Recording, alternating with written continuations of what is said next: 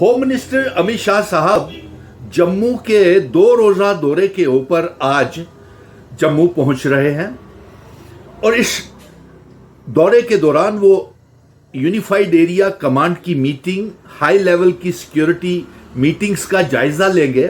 BSF के जवानों को भी वो खिताब करेंगे।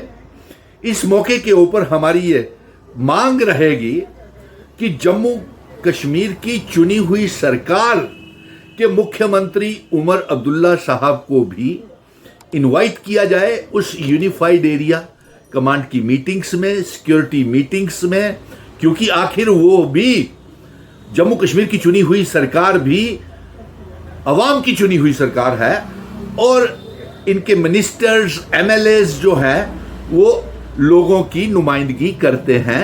इसलिए कम से कम मिनिस्टर्स या एमएलएस अगर आप नहीं इनवाइट करते हैं, लेकिन चीफ मिनिस्टर साहब को तो यूनिफाइड एरिया कमांड की हाई लेवल की सिक्योरिटी मीटिंग्स में इनवाइट किया जाना चाहिए, क्योंकि वो भी जम्मू कश्मीर के नुमाइंदगे हैं। और मिलकर के जम्मू कश्मीर को किस तरीके से जो पटरी से उतरा हुआ है पहलगाम के हादसे के बाद, ऑपरेशन सिंदूर के बाद, वो इस जम्मू कश्मीर को कैसे पटरी के ऊपर लाया जाए और किस तरीके से हालात ठीक किए जाए।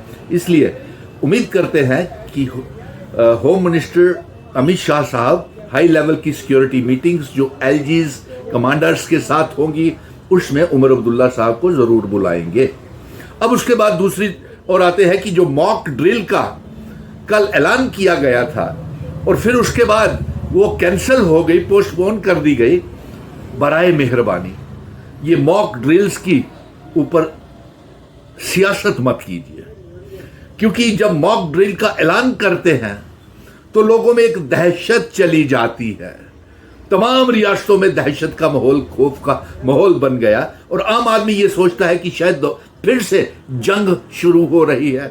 आगे ही हमारे जम्मू कश्मीर का तमाम कारोबार, रोजगार, व्यापार, टूरिज्म, टूरिस्ट, ट्रांसपोर्टर सब बर्बाद हो गया है।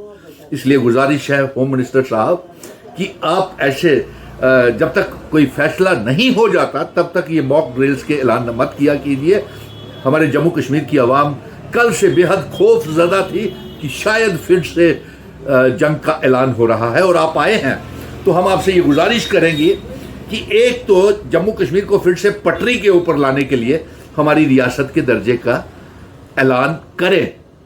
दूसरा, हमारा स्पेशल स्टेटस हमको वापस करें। तीसरा ये कि टाइम लाइन बताएं कि जम्मू कश्मीर रियासत का दर्जा आप कब वापस करेंगे। चौथा ये है कि एक पढ़े लिखे नौजवानों के लिए आप एक एम्प्लॉयमेंट, रोजगार पैकेज का ऐलान करें। और पांचवा ये है कि आप एक फाइनेंशियल पैकेज का भी ऐलान करें, क्योंकि इस ऑपरेशन सिंदूर के दौरान और शेलिंग्स के दौरान जम्मू कश्मीर की आवाम, बॉर्डर इलाकों की, जम्मू से लेके पुंछ तक, पुंछ से लेकर के कश्मीर, उड़ी, बारामूला और टंडार, तमाम शेलिंग्स में तबाह हो गया। उस मुआवजे की राशि को बढ़ाया जाए।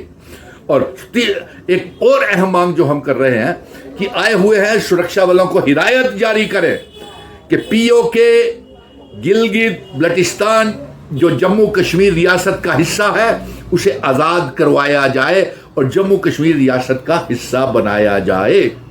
और इस मौके के ऊपर हम पीओके और बलूचिस्तान और गिलगित के लोगों को, जो वो पाकिस्तान की से आज़ादी की जंग लड़ रहे हैं, उस आज़ादी की जंग में भारत की सरकार भी आपको पूरा समर्थन करेगी और भारत की आवाम, खास तौर पे जम्मू कश्मीर की आवाम पीओके को आज़ाद करवाने के लिए, बलूचिस्तान को आज़ाद करवाने के लिए, पाकिस्तान से आज़ाद करवाने के लिए, वो हमारे भाई हैं, पीओके वाले भी, बलूचिस्तान और गिलगित वाले भी, वो जम्मू कश्मीर रियासत का हिस्सा है। उन्हें उनकी आज़ादी की जंग में हम उनके साथ हैं।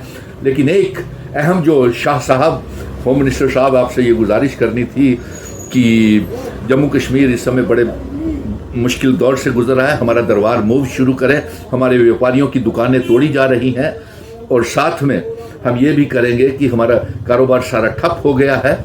इसलिए आप चुने हुए चीफ मिनिस्टर को हाई लेवल की सिक्योरिटी मीटिंग्स के जायजा लेने के लिए उन्हें ज़रूर मीटिंग में शामिल करें। जय हिंद, जय भारत। आपका जम्मू कश्मीर के दौरे के ऊपर आने के लिए धन्यवाद और रियासत का दर्जा हमको वापस देने के ऐलान करके जाएं और साथ में फाइनेंशियल और एम्प्लॉयमेंट पैकेज का ऐलान करें।